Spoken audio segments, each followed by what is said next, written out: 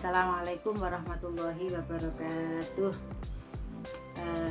Anak-anakku yang hebat, alhamdulillah kita kita pinanggih malih wonten ing kelas 6 sing rumiyin natos pinanggih kali Ustadzah Fariha datang kelas sekawan nggih. Sakniki kelas 6 Ustadzah maringi pelajaran bahasa Jawa nggih.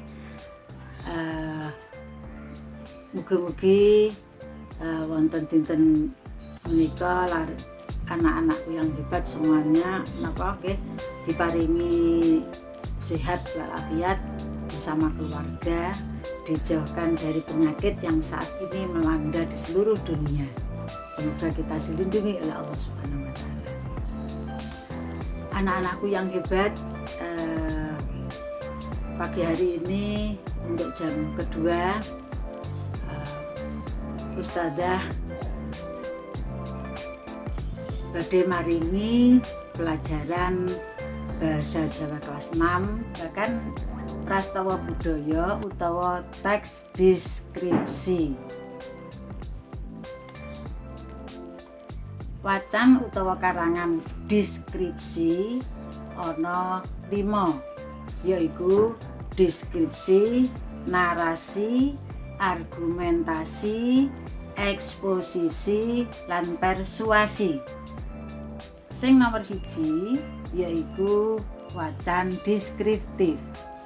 Deskriptif yaiku wacan kang nggambarake kanthi cetha salah sawijining kahanan utawa objek. Kahanan keadaane nggih. Wacan deskriptif mau dibagi dadi loro, yaiku deskriptif barang lan deskriptif pawongan. Deskriptif barang umpamane ana tas, rupane ireng ya, digawe saka kulit ya. Terus nomor kalih deskriptif pawongan utawa menungso. Pawongan utawa menungso kuwi piye? Oh, bocah iku lho praupane ayu banget, bangir ya, dedege gedhi dhuwur. Nomor kalih wacan narasi. Wacan narasi yaiku wacan kang nyeritakake kedadian kang tau dialami dhewe. Contohnya kayak sampean nalika tiba terus babras, iku kan dialami dhewe.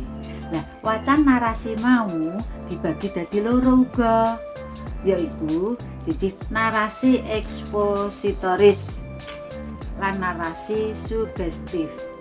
Narasi ekspositoris yaitu wacan kang maringi keterangan apa anane. Dadi seumpama apa anane iki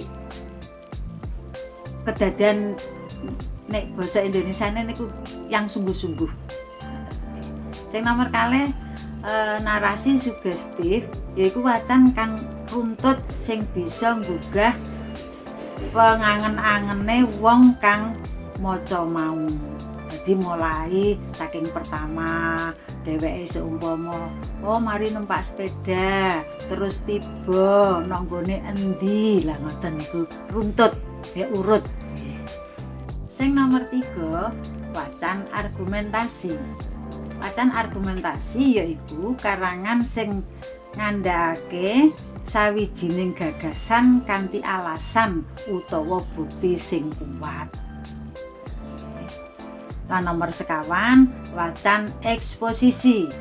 Apa wacan eksposisi yaiku beberake cerita sing dialami supaya jembarake pangertene wong mau.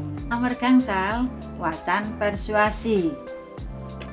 Wacan persuasi yaiku proses utawa budidaya supaya wong mau percaya lan bisa nampa apa sing diceritakake. Jadi nek cerita ya kudu jelas. Jadi ben bisa dingerteni karo wong sing diceritani mau. Wacan persuasi itu dibagi dadi loro, siji wacan argumentasi ya, lan wacan persuasi. Wacan persuasi sing argumentasi yaiku budidaya utawa proses sing beberake bukti sing bener. Bukti ini apa? Seumpama sampean tiba mau bukti ini piye? Sepedae guling. Iku buktine. Nomor kalih persuasi yaiku budidaya utawa proses ya supaya padha sarujuk ya apa isine cerita mau. Maksudnya sarujuk iku mau dheweke iso nampa lah karo sing diceritani mau. Niku anak-anakku yang hebat napa keterangan kangge napa bab wacan deskripsi kala wau.